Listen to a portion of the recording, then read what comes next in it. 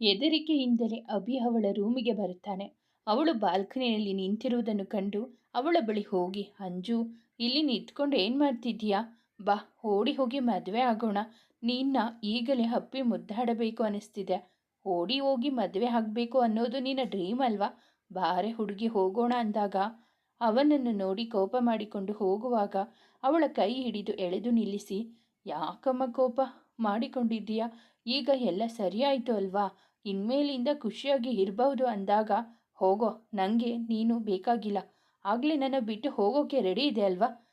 ಇವಾಗ ಯಾಕೆ ಬಂದಿದ್ದೀಯಾ? ಡ್ಯಾಡ್ ನಿಜವಾಗ್ಲೂ ಬೇಡ ಅಂದಿದ್ರೆ ಹೋಗ್ತಿದೆ ಅಲ್ವಾ? ಈಗಲೂ ಹಾಗೆ ಅಂದುಕೊಂಡು ಹೋಗು ಎಂದು ಕಣ್ಣ ತುಂಬ ಕೋಪದ ಜೊತೆಗೆ ನೀರು ತುಂಬಿಕೊಂಡು ನುಡಿದಳು. ಅವಳನ್ನು ತಬ್ಬಿ, ಇಲ್ಲ ಅಂಜು, ನನಗೆ ಅಮ್ಮ, ರಾಘು, ಅಂಕಲ್, ಆಂಟಿ ಬಿಟ್ಟರೆ ನನ್ನ ಜೀವನಕ್ಕೆ ಸಂತೋಷ ತುಂಬಿದ್ದು ನೀನು ಕಣೆ. ನಿನ್ನ ಬಿಟ್ಟು ನಾನು ಬದುಕ್ತೀನಿ ಅಂದ್ಕೊಂಡಿದ್ದೀಯಾ? ಸತ್ತೋಗ್ತಿದ್ದೆ. ನಾನು ಸತ್ತರೆ ಅಮ್ಮನ ನೋಡಿಕೊಳ್ಳೋಕೆ ರಾಘು ಇರ್ತಾನೆ ಅಂದುಕೊಂಡು ನೆಮ್ಮದಿಯಾಗಿ ಕಣ್ಮುತ್ತಿದ್ದೆ. ಸರಿ ಹೋಗು, ಸತ್ತೋಗು. ಸಾಯೋಕು ಮುಂಚೆ ನನ್ನ ಹೆಣದ ದಾಟಿ ಹೋಗು, ಆಯ್ತಾ ಎಂದಾಗ, ಅಂಜು ಹಾಗೆಲ್ಲ ಮಾತಾಡಬೇಡ್ವೆ, ನೋವಾಗುತ್ತೆ ಎಂದು ಅವಳನ್ನು ಎದೆಗೊರಗಿಸಿಕೊಂಡವನು. ಮತ್ತೆ ನೀನು ಹರ್ಟ್ ಮಾಡಿದಾಗ ನನಗೇನು ಖುಷಿ ಆಯಿತು ಅಂದ್ಕೊಂಡ್ಯಾ ಈಡಿಯಟ್? ಸಾರಿ ಅಂತ ಕೇಳಿದೆ ಅಲ್ಲ. ಇಷ್ಟು ಹೊತ್ತು ಆಗಿದ್ದನ್ನು ಮರೆತು ಬಿಡೋಣ ಆಯಿತಾ? ಎಲ್ಲರೂ ಕೆಳಗಡೆ ಕಾಯ್ತಾ ಇದ್ದಾರೆ, ಬಾ ಕೆಳಗಡೆ ಹೋಗೋಣ ಎಂದು ಅವಳ ಹಣೆಗೆ ಚುಂಬಿಸಿ ತಬ್ಬಿಕೊಂಡನು. ಅವರಿಬ್ಬರ ಪ್ರೀತಿಯನ್ನು ಇಷ್ಟೊತ್ತು ನೋಡಿದ ಮನೆಯವರು ಖುಷಿಪಟ್ಟರು. ಆಫೀಸ್ಗೆ ಬಂದು ಸಂತೋಷ್ ಅವರು ಇಂಟರ್ಕಮ್ಮನ್ನು ಹೊತ್ತಿ ನೇತ್ರಾಳನ್ನು ಬರಲು ಹೇಳಿದರು. May I come in sir? Yes Netra, coming. Miss Netra ಅಂದ ಹಾಗೆ, ಸದ್ಯಕ್ಕೆ ಯಾವುದೇ ಆರ್ಡರ್ ಬಂದರೂ ಒಪ್ಕೊಳ್ಳೋಕೆ ಹೋಗಬೇಡಿ. ಇನ್ನು ಸ್ವಲ್ಪ ದಿನದಲ್ಲಿ ನನ್ನ ಮಗ ರಾಘು ಈ ಆಫೀಸ್ ಜವಾಬ್ದಾರಿ ತಗೋತಾನೆ. ಅಲ್ಲಿಯವರೆಗೂ ಒಪ್ಕೊಂಡಿರೋ ಕೆಲಸನ ಮಾಡಿ ಮುಗಿಸ್ಬೇಕು ಎಂದಾಗ, ಶೋರ್ ಸರ್. ಮಹಾವೀರ್ ಟೆಕ್ಸ್ಟೈಲ್ ಅವರ ಜೊತೆ ಒಂದು ಮೀಟಿಂಗ್ ಇದೆ ಫ್ಯಾಷನ್ ಡಿಸೈನಿಂಗ್ ಬಗ್ಗೆ. ಅದು ಫೈನಲ್ ಆದರೆ ಬೇರೆ ಯಾವುದೇ ಆರ್ಡರ್ ಬಂದರೂ ನಿಮ್ಮ ಪರ್ಮಿಷನ್ ಇಲ್ಲದೆ ಒಪ್ಪಿಕೊಳ್ಳೋದಿಲ್ಲ ಸರ್. ಓಕೆ ನೇತ್ರ, ಆರಾಧನಾ ನನ್ನ ಕ್ಯಾಬಿನ್ಗೆ ಕಳಿಸಿ. May I coming sir? Yes Aradhana, come in. Sir ಬರೋಕ್ಕೆ ಹೇಳಿದ್ರಂತೆ. ಹೌದಮ್ಮ, ನೀನು ಫ್ಯಾಷನ್ ಕೋರ್ಸ್ ಮಾಸ್ಟರ್ ಮಾಡ್ಕೊಂಡಿದ್ದೀಯಾ ಅಂತ ಗೊತ್ತಾಯಿತು ನಿನ್ನ ಬಯೋಡೇಟಾ ನೋಡಿದಾಗ. ಸೊ ಹಾಗಾಗಿ ಇವತ್ತು ಮಹಾವೀರ್ ಟೆಕ್ಸ್ಟೈಲ್ ಅವರ ಜೊತೆ ಒಂದು ಮೀಟಿಂಗ್ ಇದೆ. ಸೊ ನಿಮ್ಮ ಟ್ಯಾಲೆಂಟ್ನ ನಾನು ಟೆಸ್ಟ್ ಮಾಡಬೇಕು. So can we go? Yeah sir, I am ready. Mahavir ಟೆಕ್ಸ್ಟೈಲ್ಗೆ ಬರುತ್ತಾರೆ ಸಂತೋಷ್ ವರ್ಮಾ ಹಾಗೂ ಆರಾಧನಾ. ಮಹಾವೀರ್ ಅವರನ್ನು ಮೀಟ್ ಮಾಡಿ ಬಟ್ಟೆ ಮೆಟೀರಿಯಲ್ಸ್ ಹಾಗೂ ಉತ್ತಮ ಗುಣಮಟ್ಟದ ಬಟ್ಟೆಗಳನ್ನು ಪರಿಶೀಲಿಸಿ ಬಹಳ ಸಮಯ ಅವರ ಜೊತೆ ಚರ್ಚಿಸಿ ಟೈಅಪ್ ಆಗಿ ಅಗ್ರಿಮೆಂಟ್ಗೆ ಸಹಿ ಹಾಕಿದರು. ಆರಾಧನಾ, ಹೇಗನಿಸಿತು ಇವತ್ತಿನ ಮೀಟಿಂಗ್? ಸರ್ ಚೆನ್ನಾಗಿತ್ತು. ಸರ್ ಅದು ನಾನೇನೋ ಕೇಳಬೇಕಿತ್ತು ನಿಮ್ಮ ಹತ್ರ. ಹೇಳಿ ಆರಾಧನಾ. ಸರ್, ನೀವು ವಯಸ್ಸಿನಲ್ಲಿ ಹಿರಿಯವರು, ನನ್ನ ತಂದೆ ಸಮಾನರು. ನಾನು ಅನುಭವದಲ್ಲಿ ವಯಸ್ಸಲ್ಲಿ ನಿಮಗಿಂತ ಚಿಕ್ಕವಳು. ಹೋಗಿ ಬನ್ನಿ ಅಂತ ಮಾತನಾಡಿಸಬೇಡಿ, ನನಗೆ ಮುಜುಗರ ಆಗುತ್ತೆ ಸರ್. ಸರಿ ಮಗಳೇ ಅಂದಾಗ, ಇನ್ಮೇಲೆ ಹಾಗೆಲ್ಲ ಮಾತನಾಡಿಸಲ ಬಿಡು. ಆದರೆ ಕೆಲಸದಲ್ಲಿ ಅನುಭವವಿರಲಿ ಇಲ್ಲದೇ ಇರಲಿ ಎಲ್ಲರಿಗೂ ರೆಸ್ಪೆಕ್ಟ್ ಕೊಟ್ಟು ಮಾತನಾಡಬೇಕು ಅನ್ನೋದು ನನ್ನ ಪಾಲಿಸಿ ಕಣಮ್ಮ. ತಪ್ಪು ತಿಳಿಯಬೇಡ ಮಗಳೇ. ಅವರ ಮಾತನ್ನು ಕೇಳಿ ಆಶ್ಚರ್ಯದಲ್ಲಿ ಅವರೆಡೆಗೆ ನೋಡುತ್ತಾಳೆ. ಅವಳನ್ನು ಅರ್ಥ ಮಾಡಿಕೊಂಡವರಂತೆ, ಯಾಕಮ್ಮ ಹಾಗೆ ನೋಡ್ತಿದ್ಯಾ? ನಾನು ಮಗಳೇ ಅಂದಿದ್ದಕ್ಕೆ ಬೇಜಾರಾಯ್ತಾ? ತಪ್ಪಾಯ್ತಮ್ಮ. ಅಯ್ಯೋ ಸರ್, ಹಾಗೇನಿಲ್ಲ. ನೀವು ನನ್ನ ಮಗಳೇ ಅಂತ ಕರೆದ್ರಲ್ಲ, ಅದಕ್ಕೆ ಹಾಗೆ ನೋಡಿದ್ದು. ನಾನು ಸಾಮಾನ್ಯ ಎಂಪ್ಲಾಯ್ ಅಷ್ಟೆ. ಆದರೆ ನೀವು ನನ್ನ ಇಷ್ಟು ಪ್ರೀತಿಯಿಂದ ಮಗಳ ಸ್ಥಾನ ಕೊಟ್ಟು ಮಾತನಾಡಿಸಿದ್ದಕ್ಕೆ ತುಂಬ ಖುಷಿಯಾಗುತ್ತಿದೆ ಸರ್. ನನಗೂ ಒಬ್ಬಳು ಮಗಳಿದ್ದಾಳೆ ಪುಟ್ಟ. ನಿನ್ನ ನೋಡಿದರೆ ಹಾಗೆ ಅನಿಸುತ್ತೆ, ಅದಕ್ಕೆ ಹಾಗೆ ಕರೆದಿದ್ದು. ಅದು ಬಿಡು, ಇವತ್ತಿನ ಮೀಟಿಂಗ್ ಇದೆಯಲ್ಲ ನಿನಗೆ ಹೊಸದು. ಹೋಗ್ತಾ ಹೋಗ್ತಾ ನಿನಗೆ ಗೊತ್ತಾಗುತ್ತೆ ಪುಟ್ಟ. ಏನೇ ಡೌಟ್ಸ್ ಬಂದರೂ ನೇತ್ರಾನ ಕೇಳಿ ತಿಳ್ಕೊ, ಇಲ್ಲಾಂದರೆ ನನ್ನ ಹತ್ರ ಕೇಳು, ಸರಿನಾ? ಸರ್, ನಾನೊಂದು ಮಾತು ಹೇಳ್ತೀನಿ, ಇದು ನನ್ನ ಅಭಿಪ್ರಾಯ ಅಷ್ಟೆ. ನೀವು ನನ್ನ ತಪ್ಪಾಗಿ ತಿಳ್ಕೊಳ್ಳೋದಿಲ್ಲ ಅಂದರೆ ಹೇಳು ಮಗಳೇ, ಸಂಕೋಚ ಯಾಕೆ? ಸರ್, ಅದು ನಮ್ಮ ಬಿಸ್ನೆಸ್ ಇನ್ನೂ ಹೆಚ್ಚಾಗಿ ಡೆವಲಪ್ ಆಗಬೇಕು ಅಂದರೆ ನಮ್ಮ ಕಡೆಯಿಂದ ಜನರಿಗೆ, ಅಂದರೆ ಇಂದಿನ ಜನರೇಷನ್ಗೆ ತಕ್ಕದಾದಂತಹ ಅವರಿಗೆ ಹೊಂದುವಂತಹ ನ್ಯೂ ಡಿಸೈನ್ ರೆಡಿ ಮಾಡಬೇಕು. ಹಾಗೆಯೇ ಇದು ನಮ್ಮೆಲ್ಲ ಮೊದಲಾಗಿರಬೇಕು. ಮಾರ್ಕೆಟಿಂಗಲ್ಲಿ ತುಂಬ ನಂಬಿಕೆಗೆ ಅರ್ಹರಾಗಿರುವ ನಂಬಿಕೆಗೆ ಇದನ್ನು ಡೀಲ್ ಮಾಡ್ಕೋಬೇಕು ಸರ್. ಹಾಗೂ ಎಲ್ಲ ವರ್ಗದ ಜನರಿಗೂ ಕೊಂಡುಕೊಳ್ಳುವಂತಾಗಬೇಕು. ಜೊತೆಗೆ ಅದಕ್ಕೆ ಸರಿ ಹೊಂದುವ ಮಾಡೆಲ್ಗಳನ್ನು ಕರೆಸಿ ಆ್ಯಡ್ ಶೂಟ್ ಮಾಡಿಸಬೇಕು ಅನ್ನೋದು ನನ್ನ ಅಭಿಪ್ರಾಯ ಎಂದು ತಿಳಿಸುತ್ತಾಳೆ. ಹೌದಮ್ಮ ಆರಾಧನಾ, ನೀನು ಹೇಳೋದು ಸರಿಯಾಗಿದೆ. ನಿನ್ನ ಐಡಿಯಾ ಚೆನ್ನಾಗಿದೆ. ಒಂದು ಮೀಟಿಂಗ್ ಮಾಡಿ ಇದಕ್ಕೆಲ್ಲ ತಯಾರಿ ಮಾಡಿಕೊಳ್ಳೋಣ ಎಂದು ಹೇಳಿ ಇಬ್ಬರು ತಮ್ಮ ತಮ್ಮ ಕ್ಯಾಬಿನ್ಗೆ ಮರಳುತ್ತಾರೆ. ಹಲೋ ಎವರಿವನ್, ಇವತ್ತು ಮೀಟಿಂಗ್ಗೆ ಕರೆದ ಉದ್ದೇಶ ಏನೆಂದರೆ ಎಂದು ಮಾತನ್ನು ಪ್ರಾರಂಭ ಮಾಡಿ ಆರಾಧನಳ ಜೊತೆಗೆ ನಡೆದ ಮಾತುಕತೆಯನ್ನು ವಿವರಿಸಿ ಎಲ್ಲ ಸ್ಟಾಫ್ನವರ ಅಭಿಪ್ರಾಯ ಕೇಳಿದಾಗ ಎಲ್ಲರಿಗೂ ಅವರ ಮಾತು ಸರಿ ಎನಿಸಿ ಅದಕ್ಕೆ ಒಪ್ಪಿಕೊಳ್ಳುತ್ತಾರೆ. ಆದರೆ ಅದನ್ನು ಕಣ್ಣಾರೆ ಕಂಡ ಅಸಿಸ್ಟೆಂಟ್ ನೇತ್ರ ಕೋಪದಿಂದ ಅಲ್ಲು ಮಸೆಯುತ್ತಾಳೆ.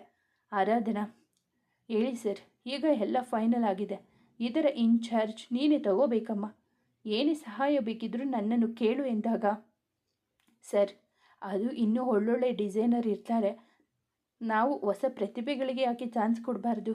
ಇದರಿಂದ ಕಂಪನಿ ಡೆವಲಪ್ ಆಗೋದರ ಜೊತೆಗೆ ನಿರುದ್ಯೋಗಿಗಳಿಗೆ ಕೆಲಸ ಕೊಟ್ಟ ಹಾಗೆ ಆಗುತ್ತೆ. ನೂರಾರು ಪ್ರತಿಭೆಗಳು ಸಿಗ್ತಾರೆ ಅಂದಾಗ ಅವಳ ಮಾತಿಗೆ ಮೆಚ್ಚುಗೆಯನ್ನು ಸೂಚಿಸುತ್ತಾರೆ. ಸರಿ ಆರಾಧನಾ, ಹೇಗೆ ನಾವು ನ್ಯೂ ಡಿಸೈನರ್ ಹುಡ್ಕೋದು? ಆಲ್ರೆಡಿ ನಮ್ಮಲ್ಲಿ ಡಿಸೈನರ್ಸ್ ಮತ್ತು ಮಾಡೆಲ್ಗಳಿದ್ದಾರೆ. ಡೋಂಟ್ ವರಿ ಸರ್, ಅದರ ಬಗ್ಗೆ ನೀವೇನು ಯೋಚನೆ ಮಾಡಬೇಡಿ ಸರ್. ಅಡ್ವರ್ಟೈಸ್ಮೆಂಟ್ ಕೊಡೋಣ, ಇಂಟರ್ವ್ಯೂ ಮಾಡಿ ಸೆಲೆಕ್ಟ್ ಮಾಡೋಣ, ಒಳ್ಳೆ ಡಿಸೈನರ್ಸ್ ಹುಡ್ಕೋಣ. ಸರಿ, ಅದರ ಇನ್ಚಾರ್ಜ್ ನೀನೇ ಅಲ್ವಾ? ಸೊ ನೀನೇ ಹ್ಯಾಂಡಲ್ ಮಾಡು ಪುಟ್ಟ. ಯಾ ಸರ್, ನಿಮ್ಮ ನಂಬಿಕೆಯನ್ನು ಉಳಿಸಿಕೊಳ್ಳುತ್ತೇನೆ ಎಂದು ವಿಷಾದದಿಂದ ನಕ್ಕು ಹೊರ ಹೋಗುವಳು. ರಾತ್ರಿ ಬಾಲ್ಕನಿಯಲ್ಲಿ ಕೂತು ಆಕಾಶವನ್ನು ದಿಟ್ಟಿಸುತ್ತಿದ್ದ ರಾಘು ಅದರ ಜೊತೆ ತನ್ನ ಮನಸ್ಸಿನ ಮಾತನ್ನು ಹೇಳುತ್ತಾ ತನ್ನೆಲ್ಲ ದುಃಖವನ್ನು ಹೊರಹಾಕಿದ್ದನು. ಯಾಕೋ ಬಂದೆ ನನ್ನ ಜೀವನದಲ್ಲಿ ನೀನು? ಬೇಡ ಬೇಡ ಅಂದರೂ ನನ್ನ ಹಿಂದೆ ಬಿದ್ದು ನನ್ನ ಕಾಡಿಸಿ ಪೀಡಿಸಿ ನನ್ನ ಪ್ರೀತಿನ ಪಡೆದುಕೊಂಡೋಳು. ಹೇಳಿದೆ ಕೇಳದೆ ಯಾಕೆ ನನ್ನ ಬಿಟ್ಟು ಹೋದೆ? ಯಾಕೆ ನನ್ನ ಹೃದಯಕ್ಕಿಷ್ಟು ನೋವು ಮಾಡಿ ಹೋದೆ? ನಾನೇನು ಅನ್ಯಾಯ ಮಾಡಿದ್ದೆ ಅಂತ ನನ್ನ ಬಿಟ್ಟು ಹೋದೆ? ನನ್ನ ಪ್ರೀತಿಲಿ ನಿನಗೆ ಏನಾದರೂ ದೋಷ ಕಾಣಿಸ್ತಾ ಹೇಳು. ಅಥವಾ ನಿನ್ನ ಪ್ರಾಣಕ್ಕಿಂತ ಹೆಚ್ಚಾಗಿ ಪ್ರೀತಿಸಿದನಲ್ಲ, ಅದು ತಪ್ಪ ಹೇಳು. ನನ್ನ ಸಂತೋಷಕ್ಕೆ, ನನ್ನ ಗೆಲುವಿಗೆ ಕಾರಣ ಆಗಿದ್ದವಳು ನೀನು ಅಂತ ಖುಷಿ ಪಡುತ್ತಿದ್ದೆ. ಆದರೆ ಇವತ್ತು ನನ್ನ ನೋವಿಗೂ ಸಹ ನೀನೇ ಕಾರಣ ಆಗ್ತೀಯಾ ಅಂತ ಗೊತ್ತಿರಲಿಲ್ಲ ಹನಿ. ಎಲ್ಲಿದ್ದೀಯಾ ನೀನು? ನಿನಗೆ ನನ್ನ ನೆನಪೇ ಆಗ್ತಿಲ್ವಾ? ಆ ದಿನಗಳೆಲ್ಲ ಎಷ್ಟು ಚಂದ ಇತ್ತು. ಎಲ್ಲಿ ಅಂತ ಹುಡುಕಲಿ ನಿನ್ನ ಹುಡುಕಿ ತುಂಬ ಸೋತು ಹೋಗಿದ್ದೀನಿ ಮುದ್ದು. ತುಂಬ ನೋವಾಗ್ತಿದ್ಯೋ ನನಗೆ. ಇವತ್ತೆಲ್ಲ ನಾಳೆ ಸಿಗ್ತೀಯಾ ಅನ್ನೋ ಭರವಸೆಯಲ್ಲಿ ಕಾಯ್ತಿದ್ದೇನೋ. ನಗುವಿನ ಮುಖವಾಡನ ಹೊತ್ತು ಇನ್ನು ಎಷ್ಟು ದಿನ ಅಂತ ಇರೋಕ್ಕಾಗುತ್ತೆ? ಇನ್ನೂ ನನಗೆ ಆಗಲ್ಲಮ್ಮ. ಎಲ್ಲೇ ಇದ್ದರೂ ನನ್ನ ಕಣ್ಮುಂದೆ ಬಾರಮ್ಮ. ಅತ್ತ ಮರೆಯೋಕ್ಕೂ ಆಗದೆ, ಇತ್ತ ನಿನ್ನ ಬಿಟ್ಟು ಬದುಕೋಕ್ಕೂ ಆಗದೆ ಒದ್ದಾಡ್ತಿದ್ದೀನೋ ಎಂದು ಆಕಾಶದತ್ತ ದೃಷ್ಟಿ ನೆಟ್ಟು ಚಂದಮಾಮನ ಹತ್ತಿರ ಪುಟ್ಟ ಮಗುವಿನಂತೆ ದೂರು ಹೇಳುತ್ತಿದ್ದ ರಾಘವನ ಕಂಡ ಅಭಿ ಅವನ ಮನಸ್ಸಿನ ನೋವಿಗೆ ಸಾಂತ್ವನ ಹೇಗೆ ಹೇಳುವುದು ಎಂಬುದನ್ನು ಅರ್ಥವಾಗದೆ ಅವನನ್ನೇ ನೋಡುತ್ತಿದ್ದ. ಅವನ ಮಾತನ್ನು ಕಿವಿ ಕೊಟ್ಟು ಆಲಿಸುತ್ತಿದ್ದ. ಅವನ ನೋವಿಗೆ ಕಾರಣ ತಿಳಿದವನೇನಲ್ಲ. ರಾಘು ತನ್ನ ಹಿಂದಿನ ದಿನಗಳನ್ನು ಮರೆಯಬೇಕು. ಹಾಗೆಯೇ ಅಳಿಯ ರಾಘು ಪುನಃ ನೋಡಬೇಕೆಂಬುದು ಅಭಿಯ ಆಸೆಯಾಗಿತ್ತು. ಹಿಂದೆಯೂ ಅವನು ಇದೇ ತರಹ ಕೊರಗುತ್ತಿದ್ದುದನ್ನು ಕಣ್ಣಾರೆ ಕಂಡಿದ್ದ ಅಭಿ ಅವನನ್ನು ಇದರಿಂದ ಹೊರತರುವ ಸಲುವಾಗಿ ಸ್ಟಡೀಸ್ ನೆಪ ಇಟ್ಟುಕೊಂಡು ಫಾರಿನ್ಗೆ ಹೋಗಲು ತೀರ್ಮಾನಿಸಿ ಮನೆಯವರೆಲ್ಲರ ಒಪ್ಪಿಗೆ ಪಡೆದುಕೊಂಡು ಬಲವಂತವಾಗಿ ರಾಘುವನ್ನ ಕರೆಸಿಕೊಂಡು ಫಾರಿನ್ಗೆ ಹೋಗಿದ್ದರು. ಆದರೆ ಇಲ್ಲಿಗೆ ಬಂದ ಮೇಲೆ ಮತ್ತೆ ರಾಘು ಚಿತ್ತ ಅವನ ಹಳೆಯ ಜೀವನದತ್ತ ವಾಲುತ್ತಿತ್ತು. ಅವನನ್ನು ಒಂಟಿಯಾಗಿರಲು ಬಿಡದೆ ಸದಾ ಅವನ ಜೊತೆಯಲ್ಲಿಯೇ ಇರುತ್ತಿದ್ದನು. ಅಭಿ ರಾಘು ಪಕ್ಕ ಬಂದು ನಿಂತಿದ್ದರೂ ಅದು ರಾಘುನ ಅರಿವಿಗೆ ಬಂದಿರಲಿಲ್ಲ. ರಾಘುನ ಹೆಗಲ ಮೇಲೆ ಕೈ ಇಟ್ಟಾಗಲೇ ಅವನು ವಾಸ್ತವಕ್ಕೆ ಬಂದಿದ್ದು. ರಾಘು ಮಾತನಾಡುವ ಮೊದಲೇ ಅಭಿ ತನ್ನ ಮಾತನ್ನು ಶುರು ಮಾಡಿದನು. ರಾಘು, ಯಾಕೋ ಹೀಗೆ ಕುತ್ಕೊಂಡು ಅಳಿಯದೆಲ್ಲ ಯೋಚನೆ ಮಾಡಿ ಮನಸ್ಸನ್ನು ಹಾಳು ಮಾಡ್ಕೊತೀಯ? ಬದುಕು ನಿಂತ ನೀರಲ್ಲ ರಾಘು, ಹರಿಯುವ ನೀರಿನಂತೆ. ಹಾಗೆಯೇ ಮನುಷ್ಯನಿಗೆ ನೋವು ನಲಿವು ಸಹಜ ರಾಘು. ಅದು ತಪ್ಪಿದ್ದಲ್ಲ. ಆಗಿದ್ದನ್ನು ಮರೆತು ಹೊಸ ಜೀವನ ಶುರು ಮಾಡು ರಾಘು. ನಿನ್ನ ಜೊತೆ ನಾನಿದ್ದೀನಿ ಕಣೋ. ನಿನ್ನ ಬೆನ್ನೆಲುಬಾಗಿ ಇರ್ತೀನಿ ಕಣೋ. ಪ್ಲೀಸ್ ಕಣೋ ರಾಘು, ನೀನು ಹೀಗೆಲ್ಲ ಇರಬೇಡ. ನೀನು ಈ ಥರ ಇರೋದನ್ನು ಯಾರಾದರೂ ನೋಡಿದರೆ ಹೇಗೋ. ಅರ್ಥ ಮಾಡ್ಕೋ ರಾಘು. ಮನೆಯಲ್ಲಿ ಯಾರಿಗೂ ನಿನ್ನ ಫಾಸ್ಟ್ ಲೈಫ್ ಬಗ್ಗೆ ಗೊತ್ತಾಗದೆ ಇರೋ ಥರ ಮ್ಯಾನೇಜ್ ಮಾಡಿದ್ದೀನಿ ರಾಘು. ಹಳೆಯದನ್ನೆಲ್ಲ ನೆನಪಿಸಿಕೊಂಡು ಕೊರಗಬೇಡ. ಇನ್ನು 2 ದಿನ ಅಷ್ಟೇ ನಿಮಗೆ ಟೈಮ್ ಇರೋದು. ಆಮೇಲೆ ಇಬ್ಬರು ಒಟ್ಟಿಗೆ ಆಫೀಸ್ಗೆ ಹೋಗ್ತಿದ್ದೀವಿ, ಸರಿನಾ?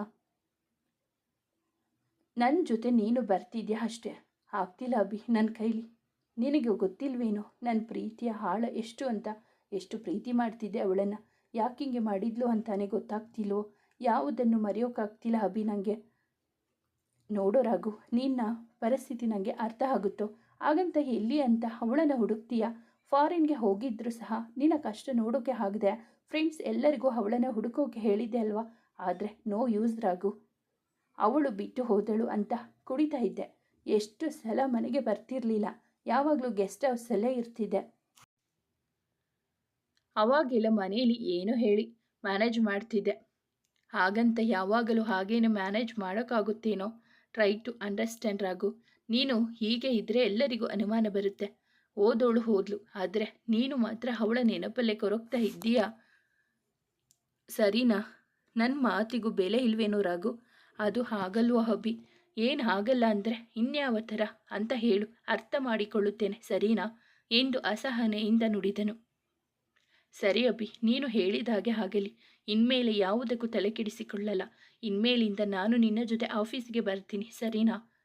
ಥ್ಯಾಂಕ್ ಯು ಕಣೋ ರಾಘು. ನನ್ನ ರಾಘು ಯಾವಾಗಲೂ ಇದೇ ಥರ ಇರಬೇಕು ಸರಿನಾ ಎಂದು ತಬ್ಬಿಕೊಂಡ.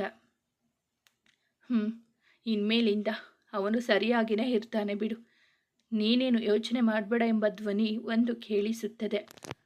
ಇಬ್ಬರು ಗಾಬರಿಯಾಗಿ ಎದುರುತ್ತಾ ಧ್ವನಿ ಬಂದ ಕಡೆ ತಿರುಗಿ ನೋಡಿದರೆ ಅಲ್ಲಿ ಅಂಜು ನಿಂತಿರುತ್ತಾಳೆ.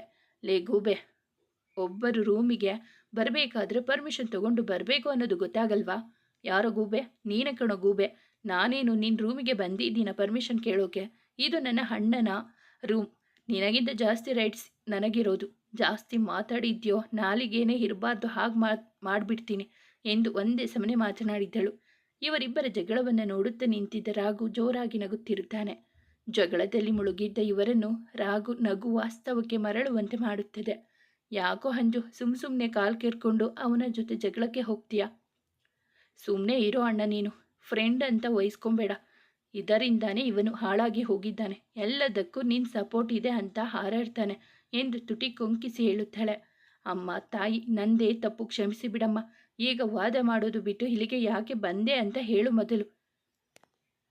ಏನಿಲ್ಲ, ರೂಮ್ನಲ್ಲಿ ಒಬ್ಬಳೇ ಕೂತು ಕೂತು ಬೋರ್ ಆಗ್ತಿತ್ತು, ಅದಕ್ಕೆ ಬಂದೆ. ಅದಕ್ಕೆ ನಮ್ಮಿಬ್ಬರ ತಲೆ ತಿನ್ನೋಕೆ ಬಂದ? ಅಣ್ಣ ನೋಡೋ ಹೇಗೆ ಮಾತಾಡ್ತಾನೆ ಇವನು. ಹೋಗ್ಲಿ ಬಿಡು ಅಂಜು, ಅದಕ್ಕೆ ಯಾಕೆ ಬೇಜಾರು ಮಾಡ್ಕೊತೀಯ? ಅಣ್ಣ, ನೀ ಹೇಳ್ತಿದ್ದೀಯಾ ಅಂತ ಸುಮ್ಮನೆ ಬಿಡ್ತಿದ್ದೀನಿ. ಇಲ್ಲ ಅಂದಿದ್ರೆ ಒಂದು ಕೈ ನೋಡ್ಕೊಳ್ತಿದ್ದೆ. ಹೇಳಿ ಅವನ ಕಿವಿಯ ಹತ್ತಿರ ಬಾಗಿ ಆಮೇಲೆ ಸಿಗು, ನಿನಗಿದೆ ಹಬ್ಬ ಎಂದು ಹೇಳಿ ಹೋಗುತ್ತಾಳೆ. ಲೋ ಮಗ, ಎಂಥ ಬಜಾರಿ ಹುಡುಗಿನೋ ಇವಳು. ಫ್ಯೂಚರ್ನಲ್ಲಿ ಇವಳು ಕೊಡೋ ಕಾಟನ ಹೇಗೆ ಸಹಿಸ್ಕೊತೀಯೋ ಏನೋ. ಯೋಚನೆ ಮಾಡ್ತಿದ್ರೆ ತಲೆ ಕೆಟ್ಟು ಹೋಗುತ್ತೆ. ಬಾಗಿಲಲ್ಲಿ ಅವರ ಮಾತನ್ನು ಕದ್ದು ಕೇಳಿಸಿಕೊಳ್ಳುತ್ತಿದ್ದ ಅಂಜು ವಾಪಸ್ ಬಂದು, ನೀನೇನು ತಲೆ ಕೆಡಿಸಿಕೊಳ್ಳಬೇಡ. ಆಮೇಲೆ ನೀನು ತಲೆ ಕೆಡಿಸಿಕೊಂಡು ತಲೆ ಕೆಟ್ಟು ಅದು ಗೊಬ್ಬರ ಆಗಿ ಆಮೇಲೆ ತಲೆಯಲ್ಲಿ ಒಂದು ಕೂದಲು ಇಲ್ಲ ಅಂದರೆ ಯಾರು ಮದುವೆ ಆಗ್ತಾರೆ ನಿನ್ನಂಥ ಅಂಕಲ್? ಪ್ಲೀಸ್ ಮದುವೆಯಾಗಿ ನನ್ನ ಲೈಫ್ನ ಹಾಳು ಮಾಡಿಕೊಳ್ಳಿ ಎಂದು ಹೇಳಿ ಮೂತಿ ತಿರುವಿ ಓಡಿ ಹೋಗುತ್ತಾಳೆ. ಅವಳ ಮಾತನ್ನು ಕೇಳಿಸಿಕೊಳ್ಳುತ್ತಿದ್ದ ರಾಘು ಬಿದ್ದು ಬಿದ್ದು ಹೊಟ್ಟೆ ಹಿಡಿದುಕೊಂಡು ನಗುತ್ತಿರುತ್ತಾನೆ. ಅಭಿ ಅವನ ಮೇಲೆ ಬಿದ್ದು ಅವನ ಬೆನ್ನಿಗೆ ಉಸಿ ಮುನಿಸಿನಿಂದ ಹೊಡೆದು ಕೊನೆಗೆ ಇಬ್ಬರು ಒಬ್ಬರನ್ನೊಬ್ಬರು ನೋಡಿಕೊಂಡು ನಗುತ್ತಿರುತ್ತಾರೆ. ಅವರ ನಗುವನ್ನು ದೂರದಿಂದಲೇ ನೋಡುತ್ತಿದ್ದ ಅಂಜು, ಅಣ್ಣ, ನೀನು ಯಾವಾಗಲೂ ಹೀಗೆ ನಗ್ತಾ ಇರಬೇಕು ಅನ್ನೋದೇ ನನ್ನ ಆಸೆ ಕಣೋ. ಅವಳನ್ನು ಮರೆತಿದ್ದೀಯಾ ಅಂದುಕೊಂಡಿದ್ದೆ, ಆದರೆ ಇನ್ನೂ ನೀನು ಅವಳನ್ನು ಮನಸ್ಸಲ್ಲಿ ಇಟ್ಕೊಂಡು ಕೊರಗ್ತಾ ಇದ್ದೀಯಾ ಅಂತ ಗೊತ್ತಿರಲಿಲ್ವೋ ನನಗೆ. ಎಲ್ಲ ನನ್ನಿಂದಾನೇ ಆಗಿದ್ದು. ಇಲ್ಲ ಅಂದಿದ್ರೆ ನಿನ್ನ ಲೈಫ್ ಚೆನ್ನಾಗಿರ್ತಿತ್ತು. ಐ ಆಮ್ ಸಾರಿ ಎಂದುಕೊಂಡು ಅಳುತ್ತಾ ರೂಮಿಗೆ ಹೋದಳು. ಬೆಳಿಗ್ಗೆ ಎದ್ದು ದೇವರಿಗೆ ದೀಪ ಹಚ್ಚಿ ತನ್ನ ಆರಾಧ್ಯ ದೈವರಾದ ರಾಯರನ್ನು ನೆನೆದು, ಯಾವತ್ತೂ ಅವರನ್ನು ನಾನು ಕ್ಷಮಿಸಲ ರಾಯರೇ. ಎಲ್ಲವನ್ನು ಎದುರಿಸುವ ಶಕ್ತಿ ಮತ್ತು ಧೈರ್ಯ ಕೊಡಪ್ಪ ತಂದೆ. ಅದು ತಪ್ಪು ಯಾರೇ ಮಾಡಿರಲಿ ಅವರಿಗೆ ಕಾನೂನಿನ ಮೂಲಕ ಅಲ್ಲದೆ ಇದ್ದರೂ ನನ್ನ ಕೈಯಿಂದ ಆದರೂ ಶಿಕ್ಷೆ ಆಗೇ ಆಗುತ್ತೆ. ಇನ್ನು ನನ್ನ ಕಣ್ಣಿಗೆ ಅವನು ಬಿದ್ದಿಲ್ಲ. ಆ ಕಂಪನಿಯಲ್ಲಿ ಒಬ್ಬರು ನನ್ನ ಮೇಲೆ ಕಿಡಿಕಾರ್ತಿದ್ರೆ ಇನ್ನೊಬ್ಬರಿಗೆ ನನ್ನ ಸಂಪೂರ್ಣವಾಗಿ ನಂಬಿದ್ದಾರೆ. ಈ ಯುದ್ಧದಲ್ಲಿ ನಾನು ಗೆಲ್ಲಲೇಬೇಕು ಎಂದುಕೊಂಡು ಆರಾಧನಾ ಆಫೀಸಿಗೆ ಹೊರಡುತ್ತಾಳೆ. May I coming sir? Yes, Aradhana coming. Sir, ಅದು ಇವತ್ತು ಇಂಟರ್ವ್ಯೂ ಇದೆ ಅಲ್ವಾ ಸರ್? ತುಂಬ ಜನ ಬಂದಿದ್ದಾರೆ. ಸೊ ಯಾರಾದರೂ ಒಂದು ಇಬ್ಬರನ್ನು ಸೆಲೆಕ್ಟ್ ಮಾಡಬೇಕು.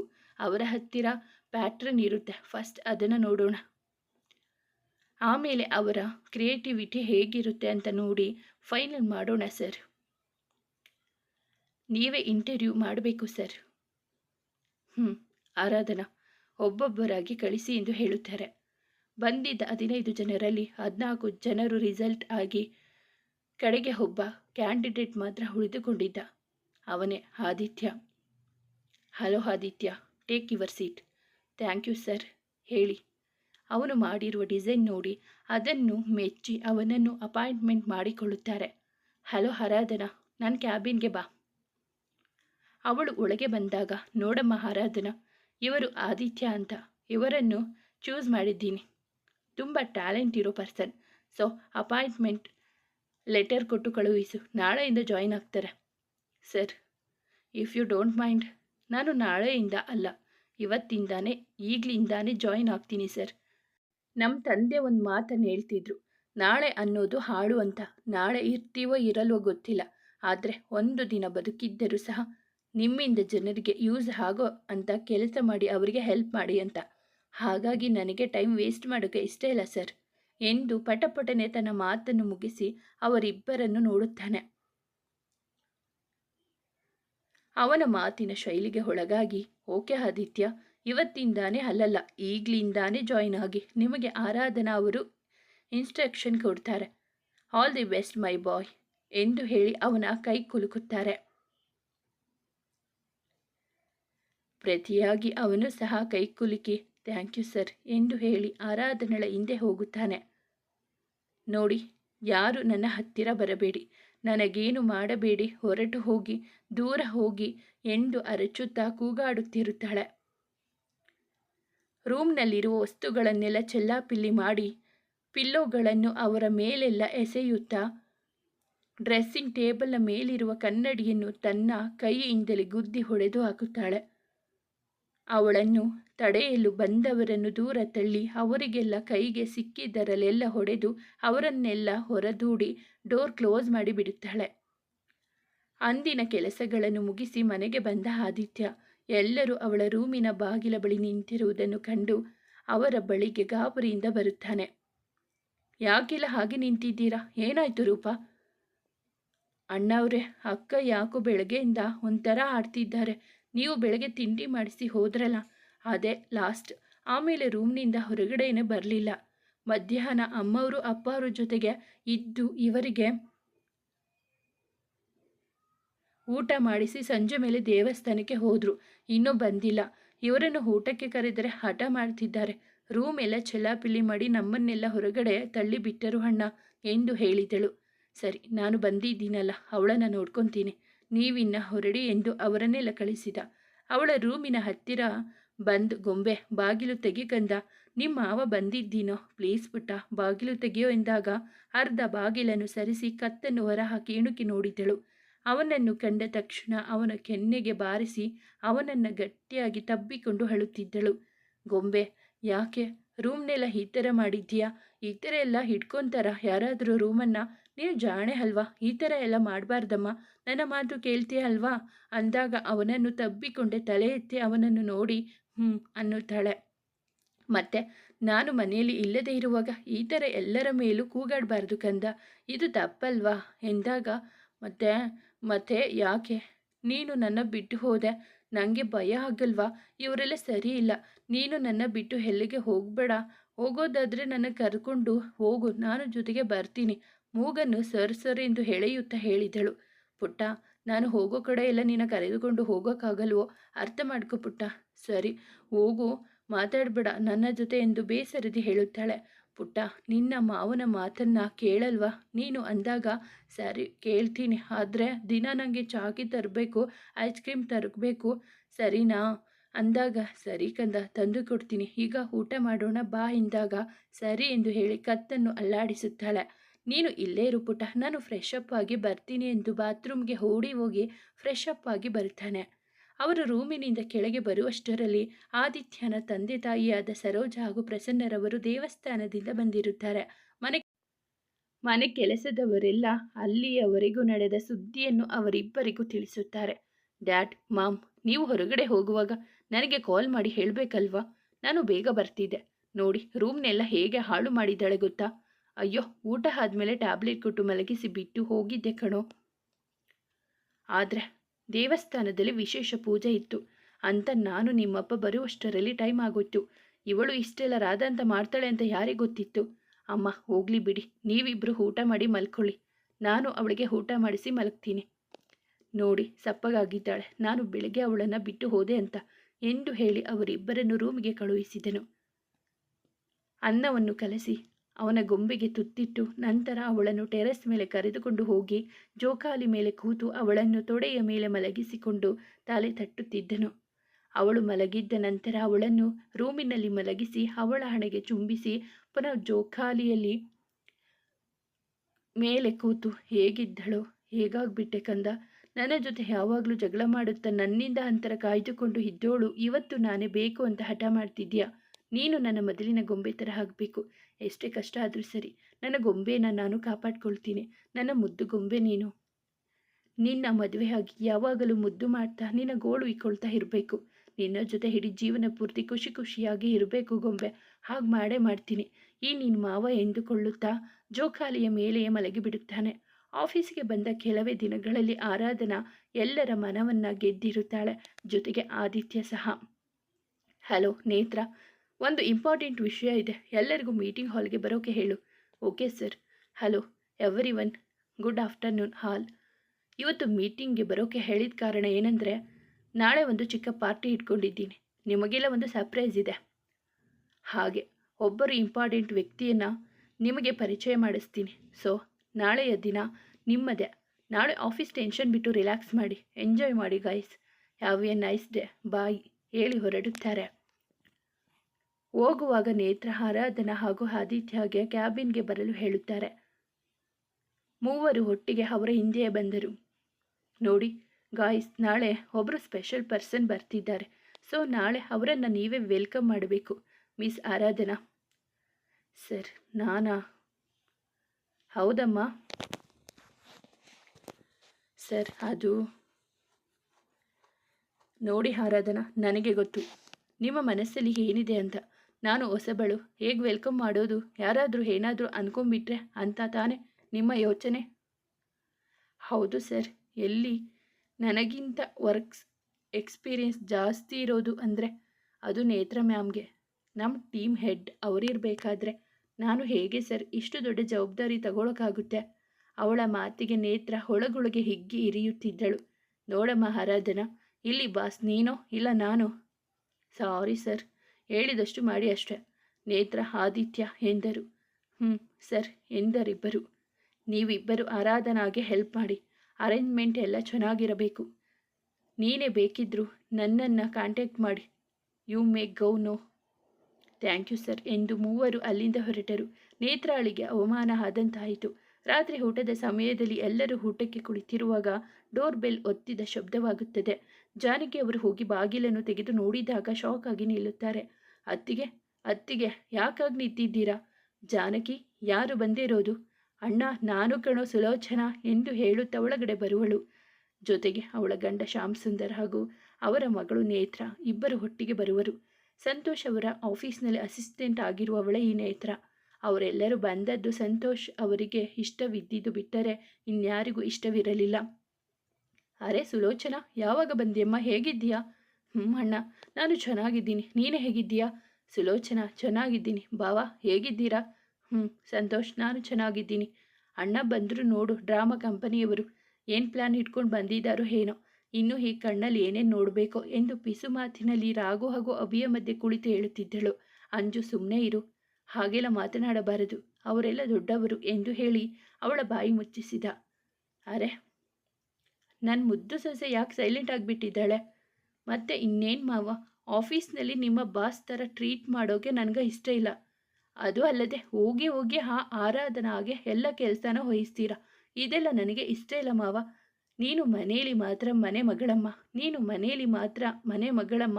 ಆಫೀಸ್ನಲ್ಲಿ ನೀನು ಎಂಪ್ಲಾಯ್, ನಾನು ಬರೀ ಬಾಸ್ ಅಷ್ಟೇನಮ್ಮ. ಅಣ್ಣ, ನನ್ನ ಮಗಳಿಗೇನು ಕಮ್ಮಿ ಆಗಿದೆ ಹೇಳು?